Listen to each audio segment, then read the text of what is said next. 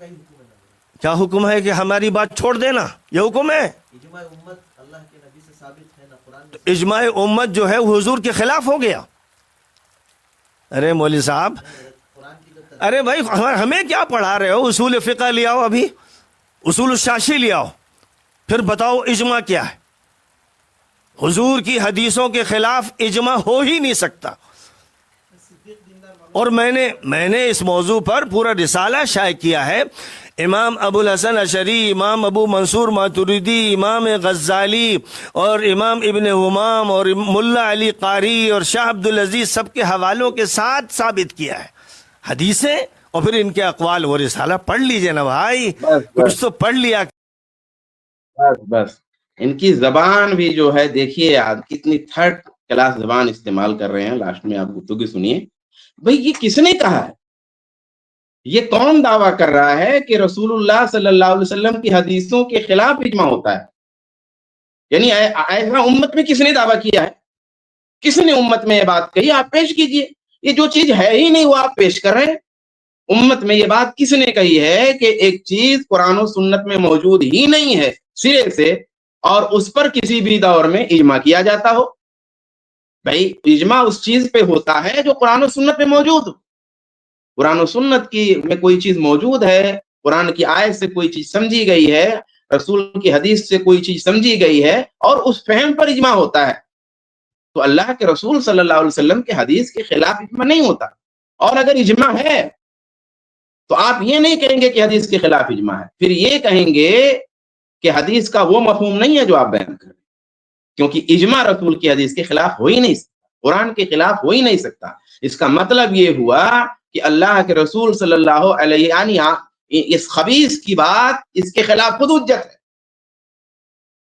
اگر تم کو ایسا لگ رہا ہے کہ یہ رسول کی حدیثوں کے خلاف اجماع ہے، اگر ایسا لگ رہا ہے اس خبیث کو کہ اجماع جو بیان کر رہے ہیں ہم لوگ، یا جو سائل نے ابھی مجلس میں اس سے اجماع کی بات کہی ہے، اگر اس کو یہ لگ رہا ہے کہ یہ اجماع رسول اللہ کی حدیثوں کے خلاف ہے تو اس کی بات خود حجت ہے. یعنی رسول اللہ کی حدیثوں کو یہ سمجھ نہیں رہا ہے. رسول اللہ کی حدیث کا جو صحیح مفہوم ہے اس کے بجائے کچھ غلط مفہوم یہ بیان کر رہا ہے. رسول اللہ کی جو حدیث نہیں ہے اسے رسول اللہ کی حدیث بنا کر کے پیش کر رہا ہے، اور جو رسول اللہ کی حدیث ہے جو ثابت شدہ ہے صحابہ کے فضائل میں، ان کو توڑ رہا ہے، مروڑ رہا ہے، ان کو چھپا رہا ہے، ان کو بیان نہیں کر رہا ہے. کیونکہ اجماع قرآن و سنت کے خلاف نہیں ہو سکتا. اجماع قرآن و سنت کے خلاف نہیں ہو سکتا. اور اجماع ہے صحابۃ کلہم عدول پر. یہ مطلب میں عبارتیں نہیں پیش کر سکتا کیونکہ مجھے کچھ اور باتیں بھی پیش کرنی ہیں. علماء نے کثرت سے اس اجماع کو نقل کیا ہے اور اس کو بیان کیا ہے. علامہ ابن عبد البر نے بیان کیا ہے، علامہ ابن الصلاح نے بیان کیا ہے، علامہ قرطبی نے بیان کیا ہے، علامہ نووی نے بیان کیا ہے، ابن تیمیہ نے بیان کیا ہے، ابن کثیر نے بیان کیا ہے. سب نے عدالت صحابہ پر اجماع نقل کیا ہے. کیا یہ حضرات یہ رسول اللہ کی حدیثوں کے خلاف اجماع نقل کر رہے ہیں؟ یہ قول اہل بدعت کا ہے اصل میں کہ صحابہ عادل نہیں ہیں، اور یہ بدعتی ہے، یہ رافضی ہے خبیث. یہ اہل بدعت کا قول ہے یہ قول، لیکن یہ اہل بدعت کا قول ہے، اہل سنت کا یہ قول نہیں ہے. الصحابۃ کلہم عدول پر جس نے شک، الصحابۃ کلہم عدول کا نہیں شیخ آپ کی آواز اچھی آ رہی ہے، آپ کنٹینیو کریں. ہاں جی، وہ اہل بدعت کا قول ہے. جیسے کہ معتزلہ کہتے ہیں کہ الصحابۃ عدول الا من قاتل علیا، کہ صحابہ تمام کے تمام عادل ہیں مگر وہ جنہوں نے علی رضی اللہ تعالیٰ عنہ سے قتال کیا. اب یہ بدعتی حضرات کا قول ہے. اب یہ بتائے نا حوالہ اپنی بات کا. یہ خبیث کو بتانا چاہیے کہ معتزلہ میں سے فلاں نے یہ بات کہی ہے جو میں کہہ رہا ہوں، روافظ میں سے فلاں نے یہ بات کہی ہے جو میں کہہ رہا ہوں، منکرین حدیث میں سے فلاں نے یہ بات کہی ہے، زنادقہ میں سے فلاں نے. دے حوالے. علماء سلف کے حوالے تو یہ دے نہیں سکتے. علماء سلف نے تو عدالت صحابہ پر امت کا اجماع نقل کیا ہے. یہ اجماعی موقف ہے اہل سنت کا. بدعتی حضرات اس سے ہٹ کر کے گئے ہیں، انہوں نے اس میں استثناء کیا ہے یا انہوں نے اس میں شک کا اظہار کیا ہے. علامہ آلوسی ہیں، علامہ ابن ابی حاتم الرازی ہیں، خطیب بغدادی ہیں، سب نے اس اجماع کو بیان کیا ہے اور اس اجماع کی تشریح کی ہوئی ہے. تو آپ اجماع کیا ہے اور کیا نہیں ہے اس پر علماء کے عبارتوں کے حوالے دے کر کے کیا ثابت کرنا چاہتے ہیں؟ اجماع کیا ہے علماء امت جانتے ہیں. جو ہے مدارس کے میرے خیال سے سادس اور خامس کے طلباء یہ جانتے ہیں کہ اجماع کیا ہے. معلوم ہے ان کو اجماع کیا ہے. تو اس پہ دنیا بھر کے رسالے لکھنے کی کیا ضرورت ہے جس میں اختلاف ہی نہیں ہے. اجماع ہے کیا؟ اجماع کتاب و سنت کے کسی فہم پر اجماع ہوتا ہے، کتاب و سنت کے خلاف نہیں ہوتا ہے. اور اگر اجماع ہے کسی بات پہ اور آپ کو لگتا ہے کہ فلاں حدیث اس کے خلاف ہے تو آپ کی سمجھ کا قصور ہے. اور یہ بات سچ ہے کہ اجماع ہے. اصل میں جو آپ کو بتاؤں کہ یہ جو نظریہ یہ خبیث مولوی پیش کر رہا ہے، یہ اصل میں اس کا نظریہ ہے نہیں. یہ آوارہ فکر آدمی ہے، اخوانی تہذیب کا یہ مارا ہوا ہے، رافضی نوازشوں میں مبتلا ہے اور دھتکارا ہوا ہے، لالچی اور حریص قسم کا شخص ہے. یہ اصل میں جو موقف پیش کر رہا ہے، یہ موقف اصل میں اہل بدعت کا ہے. اور یہ سمجھ رہا ہے یا لوگ سن کے سمجھ رہے ہیں کہ اس نے کوئی نئی بات پیش کی ہے. جتنے کوڑے دان ہیں تاریخ میں، کسی بھی چیز کی تاریخ ہو دینی حوالے سے، اس میں آپ دیکھیں گے تو پائیں گے کہ یہ بدبودار، سڑے، بددین، بے دین، بدعمل، بے عمل، بے علم، جاہل لوگوں نے یہ بات کی ہوئی ہے. جو یہ بات پیش کر رہا ہے تحقیق کے نام پہ لوگوں کو گمراہ کر رہا ہے. ظاہر سی بات ہے لوگوں کو اتنا تو موقع ہوتا نہیں ہے کہ بیٹھ کے تحقیق کریں، یا بہت سارے لوگ علماء سے بھی نہیں پوچھتے. ورنہ عدالت صحابہ کو مشکوک بنانے کا مسئلہ قدیم ہے. یہ مشغلہ جو ہے روافض کا رہا ہے، مستشرقین کا رہا ہے، اور منکرین حدیث کا رہا ہے، بدعتیوں کا رہا ہے. محمود ابو ریہ بدنام زمانہ منکر حدیث ہے، بدنام زمانہ زندیق ہے. وہ کہتا ہے یہ بات کہ ان البلاء الذي يصيب الاسلام انما يرجع الى امرين، کہ اسلام کو جو مصیبت پہنچی وہ اس میں دو بنیادی باتیں ہیں. عدالت الصحابۃ المطلقہ، صحابہ کرام کی مطلق عدالت، یعنی الصحابۃ كلهم عدول کا نظریہ کہ تمام صحابہ عادل ہیں. یہ ایک مصیبت کی چیز ہے اسلام میں. والثقة العمياء بكتب الحديث التي تجمع بين الغث والسمين، اور حدیث کی کتابوں پر اندھا اعتماد جن میں صحیح غلط سب جمع ہے. یہ وہ کہہ رہا ہے. یہ کوئی اس کا نظریہ نہیں ہے. یہ کتب حدیث پر اعتماد اور صحابہ کرام میں سب کے سب کو عادل کہنا، یہ کہہ رہا ہے کہ اسلام کے لیے ایک مصیبت کی چیز ہے. محمود ابو ریہ کہہ رہا. یہ محمود ابو ریہ کا نظریہ ہے. یہ ان لوگوں نے اشکالات پیش کیے ہیں. میں چند اشکالات اور پھر ان کے مختصر جوابات اس مناسبت سے پیش کر کے بات ختم کرتا ہوں. 4 اشکالات پیش کروں گا. اشکالات تو بہت ہیں، تاکہ اس نظریے کی جو تہ ہے، یہ نظریہ آیا کہاں سے اس کے پاس اور کن باتوں پر اس کو بھروسہ ہے. آپ دیکھ لیجئے وہ کتنے گندے لوگ ہیں. کہا کہ صحابہ بشر ہیں، ان سے غلطیاں ہوتی ہیں، وہ معصوم نہیں ہیں. جب ایسا ہے تو پھر تمام صحابہ عادل کیسے ہو سکتے ہیں؟ بڑا ملحد زکریا اوزون وہ کہتا ہے کہ وَلَقَدْ بَالَغَ التَّابِعُونَ وَالْأَئِمَّةُ وَالْعُلَمَاءُ الْأَفَاضِلُ بِمَكَانَةِ وَصِفَاتِ الصَّحَابَةِ فَجَعَلُوهُمْ كَالْمَلَائِكَةِ، کہ تابعین نے، ائمہ نے، علماء نے صحابہ کے مقام و مرتبہ اور صحابہ کی صفات کے بارے میں بڑا مبالغہ کیا ہے اور انہیں فرشتہ بنا چھوڑا ہے.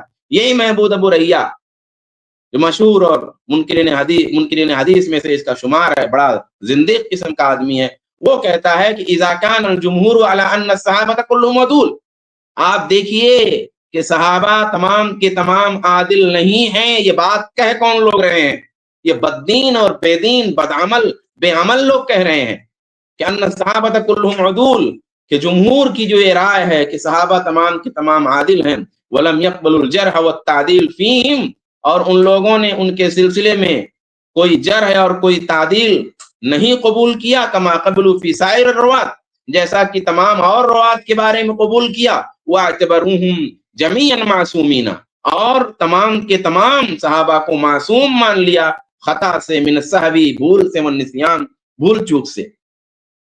یہ پیش کیا محمود ابو ریہ کہ گویا ہم نے معصوم کر دیا صحابہ تو کلہم عدول کہہ کر کے ہم نے معصوم کر دیا. اور صحابہ تو کلہم عدول کا یہ جو نظریہ ہے یہ مبالغہ ہے. اور ایک دوسری ویڈیو میں ویڈیو میرے پاس تھی لیکن میں ویڈیو چلوا کے بات کو، اور یہ ویڈیو جو بن رہی اس کو لمبا نہیں کرنا چاہتا، تو اس میں اس نے یہ بات کہی ہے ایک دوسری جگہ، ایک دوسرے ویڈیو میں کہ اہل سنت کا جو یہ نظریہ ہے کہ صحابۃ کلہم عدول، تمام کے تمام صحابہ عادل ہیں، اس پہ نظر ثانی ہونی چاہیے اور یہ صحیح نہیں ہے، یہ غلط ہے وغیرہ وغیرہ، جو اس طریقے سے لاف و گزاف اس نے یہاں پر جو ہے پیش کیا ہوا ہے، تو یہ تو بدترین لوگوں کی بات ہے۔ اب جواب صحابہ کے تعلق سے ہم لوگ بار بار اس اسٹریم میں کہہ چکے ہیں کہ صحابہ کے تعلق سے اہل سنت کا موقف ہے ہی نہیں کہ صحابہ معصوم، ایسا کسی بھی معتبر اہل سنت عالم نے نہیں کہا ہے۔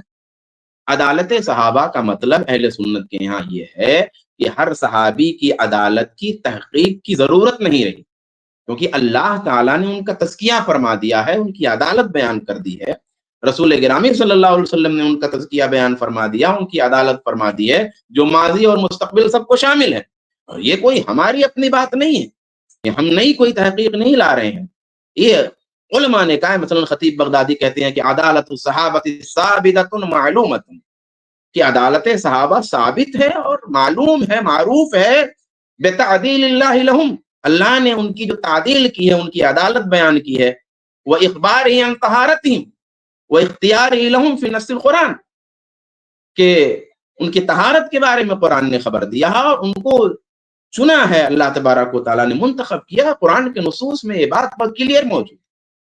تو صحابہ معصوم نہیں ہیں، اس کا یہ معنی ہرگز نہیں ہے کہ ان کی عدالت داغدار ہو، اس کا یہ معنی بھی نہیں ہے کہ بیشتر صحابہ بڑے بڑے گناہوں میں مبتلا مان لیے جائیں، یا کسی صحابی کو آپ فسق و فجور میں ڈوبا ہوا تسلیم کر لیں، معصوم نہیں ہے کا یہ مطلب نہیں ہوتا ہے۔ ہاں، بعض صحابہ سے کبیرہ کا ارتکاب ہوا، لیکن انہوں نے کبیرہ پر اصرار کیا یا اس سے رجوع نہیں کیا، اس کی کوئی دلیل نہیں۔ بعض پر تو حد بھی جاری کی گئی، لیکن وہ حد ان کے لیے کفارہ ہو گیا، جیسا کہ علامہ ابن تیمیہ رحمۃ اللہ علیہ نے یہ بات کہی ہے کہ ثم اذا كان قد صدر عن احدهم ذنب فيكون قد تاب منه، ان میں سے بعض سے گناہ صادر ہوا تو فيكون قد تاب منه، تو ایسا بھی ہے کہ ان میں سے انہوں نے اس سے توبہ کر لیا، او اتى بحسنات تمحو، یا ایسے نیک اعمال کیے جن سے وہ گناہ ختم ہو گیا، مٹ گیا، او غفر له بفضل سابقته، یا دین میں آگے ہونے کی وجہ سے، دین میں سبقت کی وجہ سے ان کو بخش دیا گیا، او بشفاعت محمد صلی اللہ علیہ وسلم الذین هم حق الناس بشفاعته، یا رسول صلی اللہ علیہ وسلم کی شفاعت کی وجہ سے وہ معاف کر دیے گئے اور وہ رسول کی شفاعت کے سب سے زیادہ حقدار ہیں، او ابتلی ببلاء فی الدنیا کفر به عنہ، یا دنیا میں کوئی مصیبت ان کو دے دی گئی اور اس کی وجہ سے ان کے گناہ کا کفارہ ہو گیا۔ فاذا كان هذا في الذنوب المحققہ، جب یہ بات یعنی کہ حقیقی گناہوں کے بارے میں ہے، جو واقعی ذنب ہیں، گناہ ہیں، فکیف بالامور التي كانوا فيها مجتہدین، تو پھر ان معاملات کے تعلق سے ان پر کیسے طعن کیا جا سکتا ہے اور ان پر کیسے عیب لگایا جا سکتا ہے جن میں وہ مجتہد تھے، جو اجتہادی معاملات تھے۔ آج یہ جو ہے کیا کر رہے ہیں روافض یا اخوانی طبقہ، یہی تو کر رہا ہے، یا الحادی طبقہ، کہ اجتہادی معاملات کو ان کی غلطی بنا کے پیش کر رہا ہے۔ تو ایک بات تو یہ ہو گئی۔ دوسرا جو ان کا پینترا ہے ان حضرات کا، کہ بھئی کہتے ہیں کہ عدالت صحابہ کا ایک نظریہ ہے اور ایک صحابہ کی زندگی ہے، دونوں میں تضاد ہے۔ یہ چار شبہ میں سے دوسرا شبہ میں پیش کر رہا ہوں کہ عدالت صحابہ کا جو نظریہ ہے اور صحابہ کی جو واقعی زندگی ہے، یہ دونوں میں تضاد ہے۔ احمد حسین یعقوب شیعی ہے، رافضی ہے، وہ کہتا ہے اذا کان الصحابۃ عدولا۔ اب دیکھیے یہ نظریہ کہاں سے آ رہا ہے؟ یہ نظریہ جیسا میں نے منکرین حدیث میں سے بعض کا حوالہ دیا، رافضی کا حوالہ دے رہا ہوں۔ یہ رافضی کیا کہہ رہا ہے؟ وہی جو رافضی کہہ رہا ہے وہی یہ انڈین رافضی کہہ رہا ہے، اردو زبان کا انڈین رافضی، یہ اخوانی رافضی یہی بات کہہ رہا ہے جو احمد حسین یعقوب جیسا رافضی کہتا ہے۔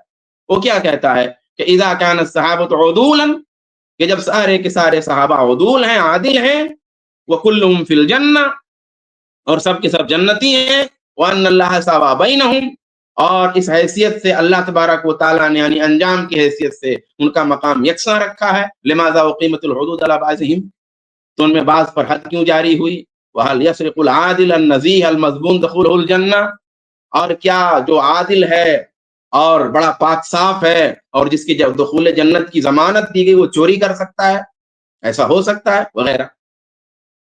سوال یہ ہے، جواب یہ ہے اس سوال کا کہ بھئی جو صحابہ کی عدالت ہے وہ قطعی دلائل سے ثابت ہے، اس لیے قطعی دلائل کا معارضہ نہیں ہو سکتا۔ قطعی دلائل سے جو چیز ثابت ہے اس کا معارضہ نہیں ہوگا، یہ پہلی بات۔ دوسری بات یہ ہے کہ عدالت صحابہ کا یہ مطلب تو کسی اہل سنت نے بیان ہی نہیں کیا کہ ان سے گناہ نہیں سرزد ہو سکتا ہے۔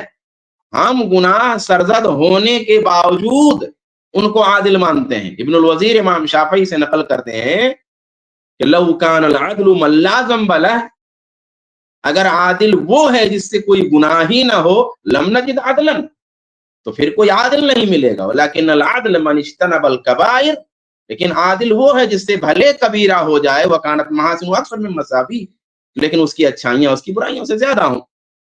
اب ایک طرف تو یہ الزام دیتے ہیں کہ ہم صحابہ کو معصوم مانتے ہیں، اور دوسری طرف یہ بات پیش کرتے ہیں کہ دیکھیے صحابہ سے بھائی گناہ ہوا ہے، تو صحابہ سے اگر گناہ ہوا ہے تو وہ گویا عادل نہیں ہے۔ بھائی ہم یہ بات ہی نہیں مانتے، ہم دونوں بات نہیں مانتے۔ ہم یہ بھی نہیں کہتے کہ صحابہ معصوم ہیں، اور ہم یہ بھی نہیں کہتے کہ اگر گناہ ہو گیا تو عادل نہیں ہے، جیسا کہ ابھی میں نے عبارت پیش کی۔ تیسری چیز یہ ہے کہ بھئی صحابہ سے کبائر کا سرزد ہونا نا وہ بڑا نادر اور قلیل ہے، یعنی بشری امکان کی بنیاد پہ یہ تو ضروری نہیں ہے نا کہ آپ سارے گناہ کسی پہ تھوپ دیں۔ میں تو یہ نہیں کہہ سکتا نا اس خبیث کے بارے میں، تہا جتنا خبیث ہے، کہ اس کی خباثت کی وجہ سے، اس کی گندگی کی وجہ سے، اس کی رافضیت کی وجہ سے یہ تو نہیں ہو سکتا نا کہ ہر وہ گناہ جو اس نے کیا بھی نہیں ہے اس کو اس کے ذمہ لا کے ڈال دوں، یہ انصاف کا تقاضا نہیں ہوگا۔ تو صحابہ سے کبائر کا سرزد ہونا نادر اور قلیل ہے، اور سماج کی سطح پر، سوسائٹی کی سطح پر وہ انتہائی پاک معاشرہ کے لوگ تھے۔ اور پھر یہ بھی دیکھیے کہ صحابہ کے ساتھ جو بعض کبائر بعض لوگوں سے سرزد ہوئی ہے، یا بعض چھوٹی بڑی چیزیں سرزد ہو گئیں، تو تعامل کیا ہے قرآن و سنت کا ان غلطیوں کے سرزد ہونے کے باوجود؟ مثال کے طور پہ اس سے پہلے بات آ گئی ہے کہ غامدیہ کے بارے میں نبی نے کیا فرمایا تھا، فوالذی نفسی بیدی، اس ذات کی قسم جس کے ہاتھ میں میری جان ہے، لقد تابت توبۃ، اس نے ایسی توبہ کی ہے، لو تاب صاحب مقص لغفر له، کہ اگر ظالمانہ ٹیکس وصول کرنے والا بھی یہ توبہ کر لے اس کی بھی مغفرت ہو جائے گی۔ ایک صحابی کو شراب کی حد لگتی ہے، رسول اللہ فرماتے لا تلعنوا، اس پہ لعنت مت کرو، فواللہ ما علمت الا انه يحب اللہ ورسولہ، کہ اس پر لعنت مت کرو، اللہ کی قسم میں اس کے سوا اس کے بارے میں کوئی بات نہیں جانتا کہ اللہ و رسول سے محبت کرتا ہے۔ تو یہ کہنا کہ بھئی عدالت صحابہ کا نظریہ ان کے گناہ سرزد ہونے سے تضاد رکھتا ہے، غلط ہے۔ عادل ہونے کے باوجود کچھ گناہ ہو سکتے ہیں، ایسا ممکن ہے۔ تیسرا شبہ جو ان کا ہے، کہتے ہیں کہ عدالت صحابہ ایک سنی پروجیکٹ ہے۔ اب آپ دیکھیے گا، پھر آپ دیکھیے کہ میں نے جو بات کہی کہ یہ امپورٹ کیا ہے، اس نے جو ہے نکالا ہے تو ان باطل لوگوں سے، باطل تحریکات اور باطل افکار رکھنے والے لوگوں سے اپنا نظریہ اس نے لیا ہے کہ اہل سنت کا نظریہ مشتبہ قرار جو دے رہا ہے کہ عدالت صحابہ ایک سنی پروجیکٹ ہے، یہ رافضیوں کی طرف سے بات کہی گئی ہے، جسے صحابہ کی سلطنت بنانے کے لیے پروسا گیا، اور یہ فکرہ اموی عہد میں تراشا گیا، جس کے بانی مبانی خصوصیت کے ساتھ امیر معاویہ رضی اللہ عنہ۔ اب سوال اس بات کا ہے کہ اس نے اس ویڈیو میں اور ایک دوسری ویڈیو میں جو یہ بات کہی ہے کہ اہل سنت کا جو یہ خیال ہے، یہ عقیدہ ہے یا یہ نظریہ ہے کہ صحابہ کلہم عدول، صحابہ کے تمام عادل ہیں، یہ صحیح نہیں ہے، اس پہ نظر ثانی ہونی چاہیے، اس پر بات ہونی چاہیے، اس پہ گفتگو ہونی چاہیے، یہ درست نہیں ہے۔ سوال یہ ہے کہ یہ تو وہی بات ہو گئی اہل سنت کا نظریہ۔ اب وہ رافضی بھی تو یہی کہہ رہے ہیں کہ بھی اہل سنت کا یہ پروجیکٹ ہے، یہ پروجیکٹ اموی سلطنت کو استحکام دینے کے لیے، صحابہ کی سلطنت کو مستحکم کرنے کے لیے بنایا گیا ہے، اور اس کے بانی خصوصیت کے ساتھ امیر معاویہ رضی اللہ تعالیٰ عنہ، گویا اس تشریح کا یہ خلاصہ تم نے لے لیا ہے۔ تو بھائی یہ قول جو ہے نا یہ بلا دلیل ہے۔ اگر یہ عدالت اموی عہد کی اختراع ہے جو معاویہ رضی اللہ تعالیٰ عنہ کی سلطنت کو مستحکم کرنے کے لیے گھڑی گئی تھی، تو پھر اس عدالت میں علی رضی اللہ تعالیٰ عنہ اور اہل بیت کے افراد کیسے شامل کیے گئے؟ ظاہر سی بات ہے کہ جن کو مخالف سمجھتے تھے ان کو اس سے نکالتے۔ اگر یہ نظریہ امیر معاویہ رضی اللہ تعالیٰ عنہ نے ایجاد کیا تو اس کا انہوں نے کیا فائدہ اٹھایا، یا کیا فائدہ ملا؟ نہ اٹھایا نہ ملا۔ امیر معاویہ رضی اللہ عنہ کے بارے میں اہل سنت کا بڑا طبقہ یہ بات کہتا ہے کہ حق پر حضرت علی تھے اور امیر معاویہ اجتہادی خطا پر تھے۔ کیا ہوا اگر یہ چیز کی بنیاد یہ ہوتی کہ امیر معاویہ رضی اللہ تعالیٰ عنہ خود کو بچانے کے لیے یا سلطنت بچانے کے لیے ایسا کرتے تو پھر یہ گفتگو کیوں ہوتی؟ بہت سارے لوگوں نے یہ کہا کہ آپ حضرت علی اقرب الحق تھے اور امیر معاویہ حق سے قریب تھے، یہ بھی بات ہے، بہرحال کلام تو ہوا نا۔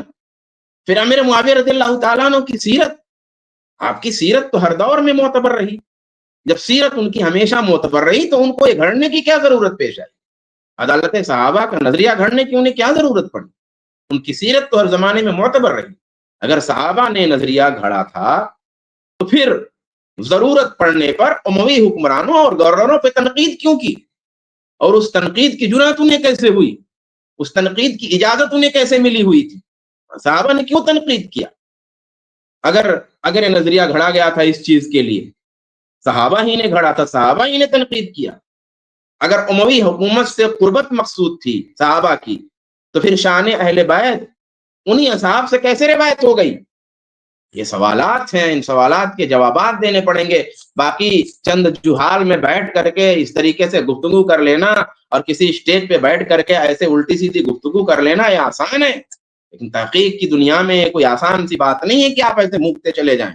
آخری پوائنٹ، عدالت صحابہ کے تعلق سے جو شبہ پیش کیا جا رہا ہے، اور سرفراز بھائی نے بھی اس پہ گفتگو کی تھی اس سے پہلے، اور آپ دیکھیے کہ وہ نظریہ بھی کہاں سے ماخوذ ہے۔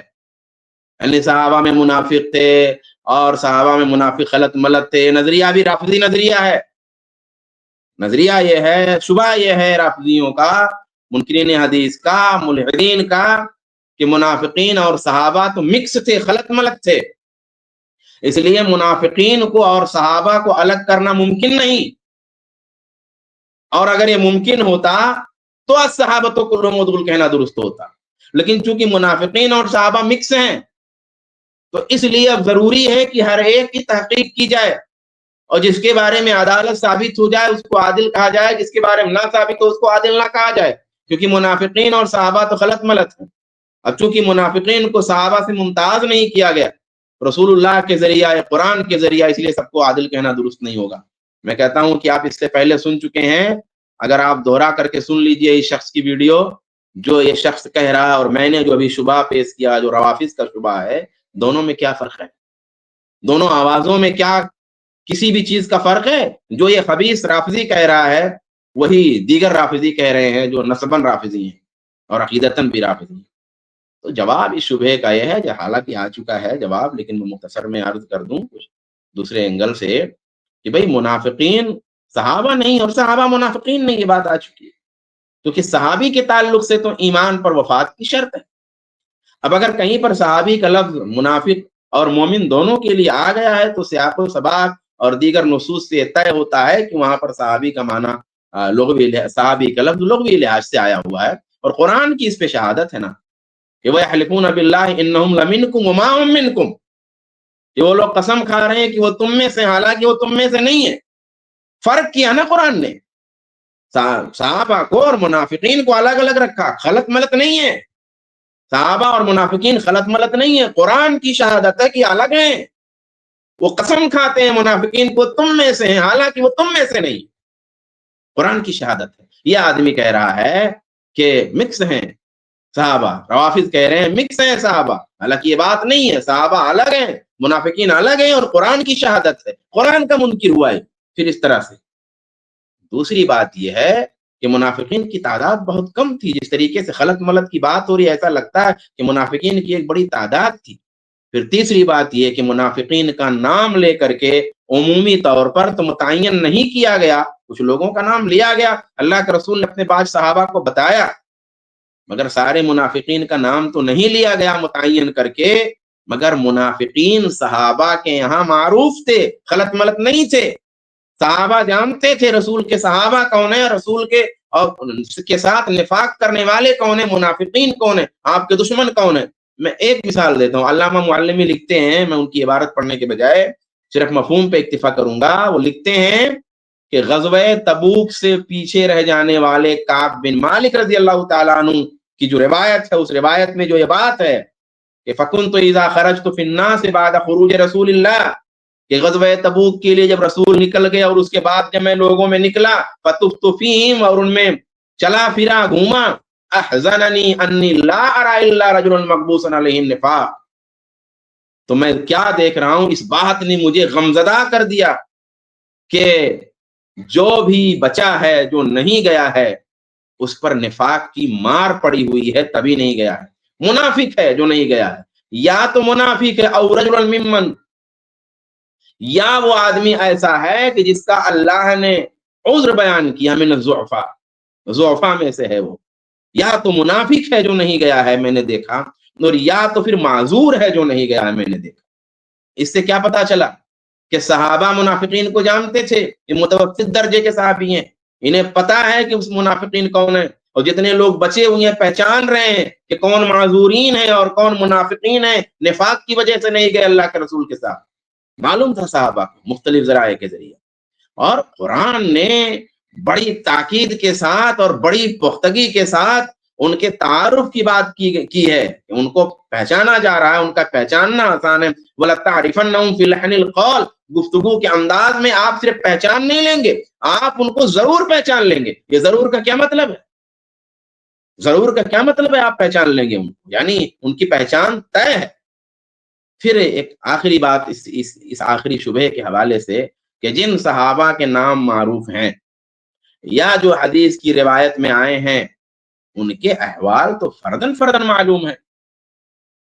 अब वो कोई भी हो, वो मुगीरा बिन शोबा हो, साद बिन नबी वक्कास हो, मेरे मुआविया रज़ी अल्लाह ताला अन्हु हो, अबू हुरैरा रज़ी अल्लाह ताला अन्हु हो, कोई भी सहाबी हो, जिनका भी नाम रिवायत हदीस में आया है और जिनका नाम मारूफ है, उनके अहवाल तो फर्दन फर्दन मालूम है। तो यहाँ मामला सिर्फ आम अदालत का नहीं रहा, बल्कि मुतअय्यन अदालत का भी हो गया कि एक तो आम नसूस जो हैं सहाबा के लिए, आम कायदे के तहत सारे सहाबा आदिल हैं, फिर जो सहाबा रिवायत हदीस में किसी न किसी अंदाज में आ गए हैं, वो तो मुतअय्यन तौर पे आदिल हो गए, मुतअय्यन तौर पे आदिल हो गए। और जो मुनाफिक उस दौर में थे वो मारूफ थे, उनसे असलाफ ने रिवायत ही नहीं ली है। ये बात मैं अपनी तरफ से नहीं कह रहा हूं, मैं एक शहादत दूंगा। अल्लामा इब्न तैमिया रहमतुल्लाह अलैह फरमाते हैं, वस्सहाबतुल मज़कूरूना फिर रिवायत अनिन नबी वल्लज़ीना युअज़्ज़िमुहुमुल मुस्लिमून अलद्दीन कुल्लुहुम कानू मुमिनीन बिह वलम युअज़्ज़िमुल मुस्लिमून अलद्दीन मुनाफिक़न, के रिवायत में नबी सल्लल्लाहु अलैहि वसल्लम से रिवायत करने में जिन सहाबा का नाम आया हुआ है और जिन मुसलमानों जिनकी मुसलमान ताजीम करते थे दीन के हवाले से, वो सारे के सारे लोग मोमिन थे, मुनाफिक नहीं थे। और मुसलमानों ने दीन के हवाले से किसी मुनाफिक की ताजीम नहीं की। तो इस हवाले से भी गोया कि जिनका जिक्र आ गया किसी न किसी हवाले से, वो तो मुतअय्यन तौर पर, इनफरादी तौर पर भी वो आदिल हुई। तो खुलासा आपने क्या देखा, मैंने जो ये चार, हालांकि और भी शुबहात थे, ये चार शुबहात मैंने पेश किए, चारों शुबहात अदालत सहाबा के हवाले से तफसीली शुबहात हैं, और ये सारे तफसीली शुबहात का कायल ये खबीस है। और ये चारों शुबहात किनके हैं? ये चारों शुबहात रवाफिज के हैं, मुनकिरीन हदीस के हैं, जनादिका के हैं, मलाहिदा के हैं, मुस्तशरिकीन के हैं। यहाँ इतना लंबा मौका नहीं है कि एक एक का हवाला दिया जाए, लेकिन ये सब मौजूद है, सब महफूज है, किताबों में लिखा हुआ है। तो इस खबीस को बताना चाहिए कि ये इनकी बात है जो मैं पेश कर रहा हूँ। उस तरह से बात ये पेश कर रहा है जैसे ऐसा लग रहा हो कि इसकी कोई अपनी तहकीक है। अल्लाह तबारक व तआला इस दीन के लिहाज से फासिक शख्स को हिदायत नसीब फरमाए, आमीन। इस क्लिप की फुल वीडियो देखने के लिए हमारे चैनल पर जरूर आएं। iPlus TV ने एक नया YouTube चैनल शुरू किया है जिसका नाम है iPlus TV इख्तिलाफ का हल। इस चैनल पर सिर्फ इख्तिलाफी मसाइल पर वीडियोस आएगी, लेकिन दलाइल के साथ और भाईचारगी के साथ। आपको मैं दावत देता हूं कि आप भी हमारे इस चैनल को सब्सक्राइब करें, हमारी वीडियोस को शेयर करें और नोटिफिकेशन आइकन को ऑल सेलेक्ट करें ताकि आपको हमारी वीडियोस का नोटिफिकेशन मिल सके। जज़ाकल्लाहु खैर, वस्सलाम अलैकुम रहमतुल्लाह।